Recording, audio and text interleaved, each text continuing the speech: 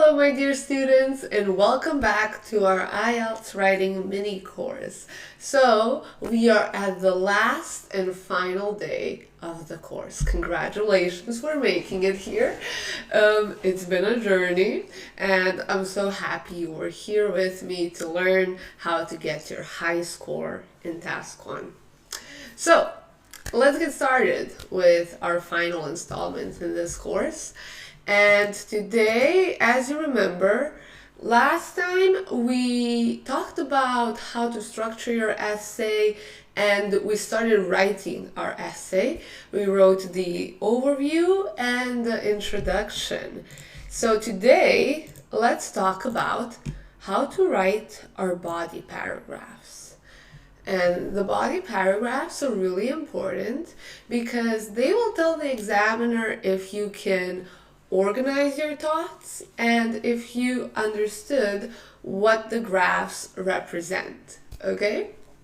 So, let's see. Just to remind you all, this is our graph that we were writing about. We have, well, these are some drawings from last time. We're gonna skip over that. Okay, so we have consumption of fast food by Australian teenagers, right? And we saw that pizza and hamburgers actually were the ones that were rising in popularity, and fish and chips was the dish that was declining in popularity. And we wrote all of that in our overview. Okay, so now let's talk about the body paragraphs. As I said, in the body paragraphs, you want to mention actual numbers, actual details. We're not staying vague like in the overview. We want to talk about specifics, but we do need at least 2 body paragraphs. Now, this is where your fluency and flow in writing will really shine if you know how to separate the information in the paragraphs. What you want to do is to think about how can we separate the information from our chart, right, into 2 groups. Now, if I look at this, something that I immediately see is that certain things go up, right? And certain things go down. So, what I will do is, for my body paragraph, paragraph 1, I will talk about, write about, we're not talking here, write about the foods that increase in popularity, okay? So that's going to be our body paragraph 1.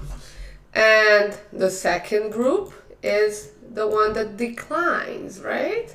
So in my second paragraph, I will talk about the downward trend, the opposite. So body paragraph 2.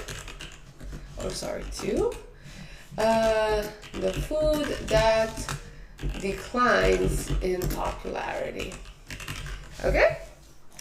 So, and this is something you also want to do in the planning stage, right? When we are planning the essay, you want to determine, okay, what am I going to say in the body paragraph 1?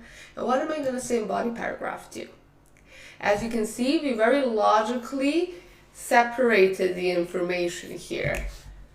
The ones that increase in popularity in the first paragraph and the one that decreases in popularity in the second paragraph. Okay, so we have our plan and we know what we must do now. We have to write the paragraphs. Let's see how I wrote these paragraphs. And let's see what was good about that. So, as I mentioned, for the first part, I'm going to write about the foods that became more popular, okay? So, here I said, first we're going to talk about hamburgers and then later on pizzas. The number of hamburgers consumed per year experienced a sharp increase in the period between 1975 and 1984. Now, why do we say that? Right? Because I can see in the chart that this increase is much bigger than this one, right? This is a sharp increase. Okay, so from 1975 to 1984. And also be careful when you're looking at the chart, right? So that you don't miss a number. Here we can clearly see it's not really on 1985. It's on 1984. So be careful with that. So that's the first thing I'm describing. In the continuing period, so I want to describe what's happening here. Okay, next I'm doing that. In the continuing period, or the time after that, the popularity of hamburgers continued to rise, but at a much slower pace, right? Because we can see it really rose by a lot in the first decade, and then it also continued to rise, but not that fast, you know?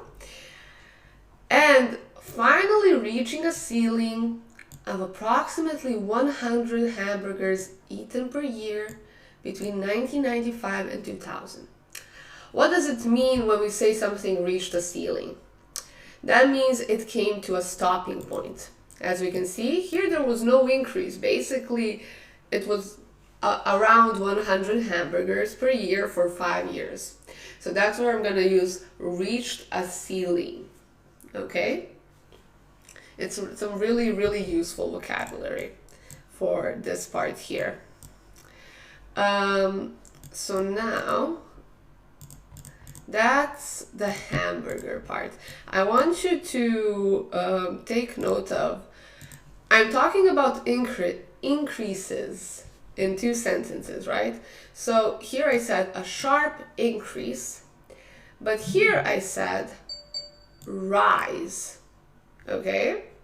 So you want to be careful not to use the same words, because increase and rise mean the same thing, but we want to use synonyms instead of just repeating the word increase. Okay, so next I'm going to talk about pizzas, right? We're talking about things that increased. Meanwhile, because all of this is happening at the same time, right? All of this is happening in the same time period, so I'm gonna say meanwhile. Pizza's popularity saw a steady climb between the years 1975 and 1995.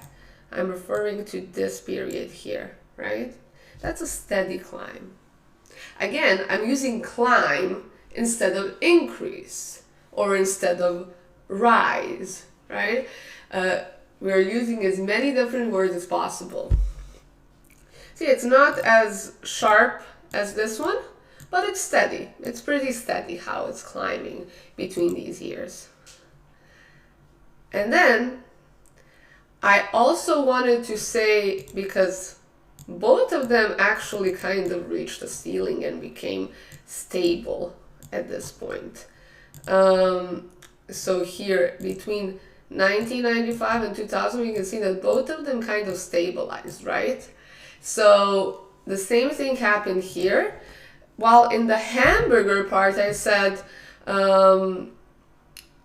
reached the ceiling, right? In the pizza part, I'll say reached a plateau. It's another way to say that you reach like your final point, something where you stopped rising or stopped declining, or actually stopped rising, sorry. And then I just mentioned how many pizzas it was. It was around 85, right? Around 85 pizzas per year. Okay. and again, I said from the years 1995 and 2000, and just to reiterate, here we have between 1995 and 2000, right? So again, really try to say things in a different manner. As here we had reaching a ceiling, here we had reached a plateau. Here we have between 1995 and 2000, and here we have from the years 1995 to 2000, right? Here we have the different words for rise. We have increase, rise, and climb. So I hope this really shows you how to organize your thoughts. You shouldn't say, for example, unless you're saying it in the same sentence, you shouldn't go one sentence about hamburgers, one sentence about pizzas, then another one about hamburgers, then another one about pizza. It's okay to talk about them together, like in one sentence you can talk about hamburgers and pizzas, but make sure that it's logical. Okay, so that was the body paragraph 1, where we talked about upward trends. Okay, let's talk about body paragraph 2, and let's go back to the graph and let's see what we have here. So basically, we can see that fish and chips throughout the years has been declining, though there is a small increase here. So we're going to want to mention that, okay? You want to take note, when was the increase? We can see the increase was between 1980 and 1985, okay? But overall, it went down. And the final tally here for hamburgers is below 40, while in the beginning it was 100. So these are our key features of this paragraph. So to indicate that I am going to be talking about something different now. So now I'm talking about the thing that declined in popularity. I'm going to say, on the other hand, right? On the other hand is a great opener when you're starting to talk about something contrasting to your previous sentences. So, and it's also great to use in the speaking exam as well, if you ever have a contrasting situation. So, on the other hand, and now we're going to, in 1975, fish and chips were the most eaten of the three fast foods, with the consumption level of this dish being about 100 per year. Now, here we have fish and chips, but I decided, instead of saying fish and chips again, I decided to say this dish. This is another great thing to do when you have nouns, subjects, and so on. It's a great way to replace them with either other vocabulary like here, or with pronouns. So if the subject is Mary, you're not going to say Mary 5 times in your essay. You're going to say she sometimes, or her, or whatever, right? So pay attention to that as well. So here I just described the starting point of fish and chips. Okay, see how I'm describing first the starting point, and we're going through the years in our body paragraphs. I don't want to start off with this information because this is at the end of the period. I don't want to start off with that information. I want to start off with what happened first. Okay, again, try to stay logical. Okay, however, at the end of the period, in the year 2000, the overall number of times it was chosen by teenagers per year dropped to below 40. See? We're contrasting again. In the beginning, it was 100, and then, but at the end, it was 40. I'm starting with the first action, which was 100, and I'm ending with the last action, which was 40. And now I just want to say, I also want to include the detail where it kind of had an increase in popularity. So excluding the period between 1980 and 1985, and then I use this clause here, when there was a small increase in consumption, right? The popularity of fish and chips was constantly declining at a steady rate until the year 2000. Okay? So I wanted to say that yes, it was mostly declining, but there was this one point where there was a small increase. So I just said, excluding this period, every other time it was declining. Okay, great. So again, instead of saying, for example, decline so many times, I use the word drop as well, right? So decline, drop, fall, all great synonyms to use here when a number is going down. And yeah, in any case, I think that this should give you a really good example on how to write your own essays, how to structure your thoughts and opinions. And if you have any questions, again, don't be scared to ask them in the comment section. And I want to say, before we move on, before we end today's class, I have a bonus gift for you. So remember the homework that we had so far, the first assignment, and yesterday I gave you another assignment, or not, was it yesterday? It was the day before, sorry. But I gave you another assignment to write an overview and to write an introduction. So now I want you to write body paragraphs for last lesson's assignment, okay? So we already wrote an introduction, we wrote an overview. Now go ahead and write the body paragraphs, okay? And for your final assignment, I want you to go back to your first assignment and write it again with the new knowledge that you have now. And then you can see how your first essay is different from your final essay, okay? And if you do all of this and send it to me to my email, so send me your first assignment, your rewrite of the first assignment, and the homework from last class, I will send you a bonus gift, and that's my top secret IELTS success study schedule, okay? And this is only for you if you send it within the next 2 days, okay? So send your homework within the next 2 days to get the freebie, okay? To get your IELTS study schedule.